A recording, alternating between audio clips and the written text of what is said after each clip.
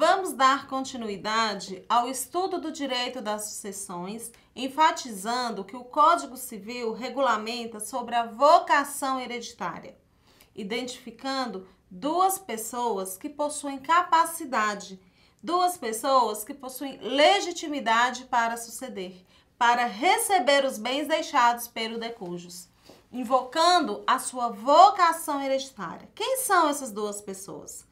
São elas as pessoas nascidas e as pessoas já concebidas no instante da morte do autor da herança.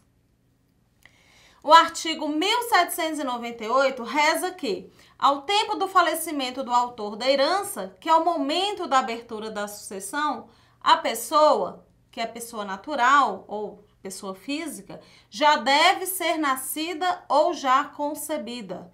Vejamos o artigo. Artigo 1798. Legitimam-se a suceder as pessoas nascidas ou já concebidas no momento da abertura da sucessão. Em relação ao já concebido, no momento da abertura da sucessão, nós estamos falando do nascituro. Lembram que é aquele que ainda não nasceu. Ele adquire, desde logo, o domínio e a posse da herança, como se ele já fosse nascido. Porém, ele ainda não adquiriu personalidade e, por isso, ele não possui capacidade sucessória, que somente será adquirida com o nascimento com vida. E, neste caso, lhe será nomeado um curador. Este curador, ele irá administrar os bens da herança durante esse período até o nascimento do nascituro. Se nascer morto, não será considerado herdeiro dos bens do decujus, pois não adquiriu personalidade.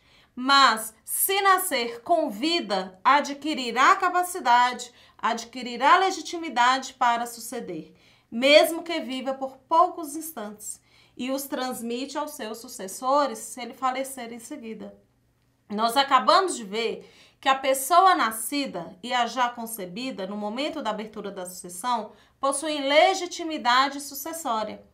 Mas, em relação ao testamento, quem possui essa capacidade?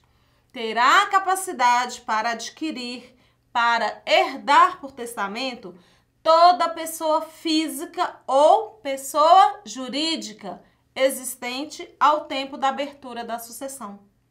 A pessoa jurídica, pela própria natureza dela, ela só pode ser herdeira testamentária.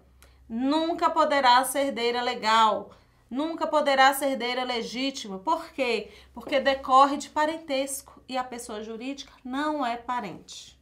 O Código Civil identifica quem não pode ser nomeado herdeiro na sucessão testamentária. E se referindo à pessoa que escreveu o testamento, o seu cônjuge ou companheiro, ascendentes e descendentes, as testemunhas, né? Que naquele momento que foi feito o testamento, assinou, testemunhando aquele ato, o tabelião que lavrou, né? Esse testamento lá no cartório, as coisas, os animais, com o intuito de evitar fraudes no testamento. E por falar em animais, no Brasil eles estão a cada dia adquirindo direitos. Em 2018, nós tivemos uma decisão reconhecendo que os animais, o cachorrinho, o gatinho, os pets em geral, integram a família. E por esse motivo é possível a prestação alimentícia aos animais. É possível conceder a guarda numa dissolução da sociedade conjugal, mas não lhes são permitidos figurarem como herdeiros. Já dissemos anteriormente que, pela aplicação do princípio da Saizine, a partir da abertura da sucessão, que decorre da morte da pessoa, a herança ela é transmitida imediatamente, automaticamente aos herdeiros legítimos e testamentários.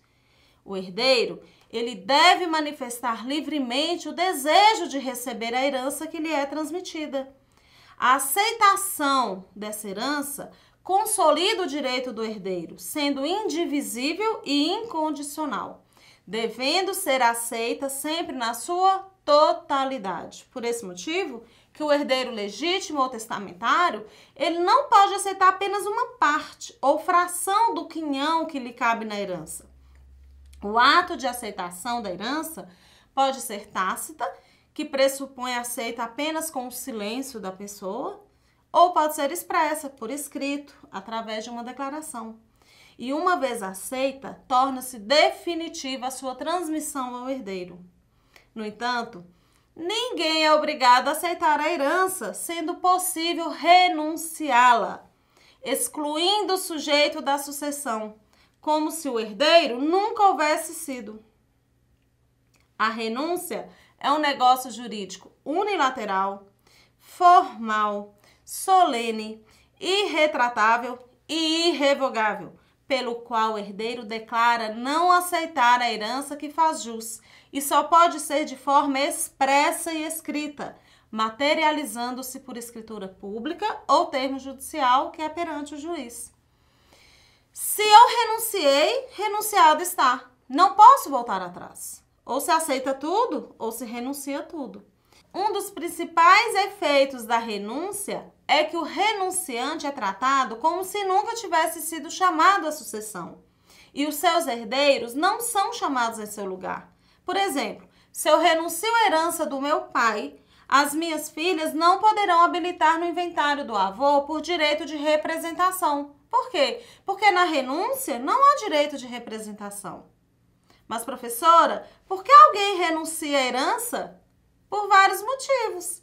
As pessoas podem renunciar à herança por capricho, por orgulho, porque a herança irá dar muita dor de cabeça, ou quando um herdeiro renuncia à herança em favor de um irmão que precisa mais, que necessita mais daquele bem.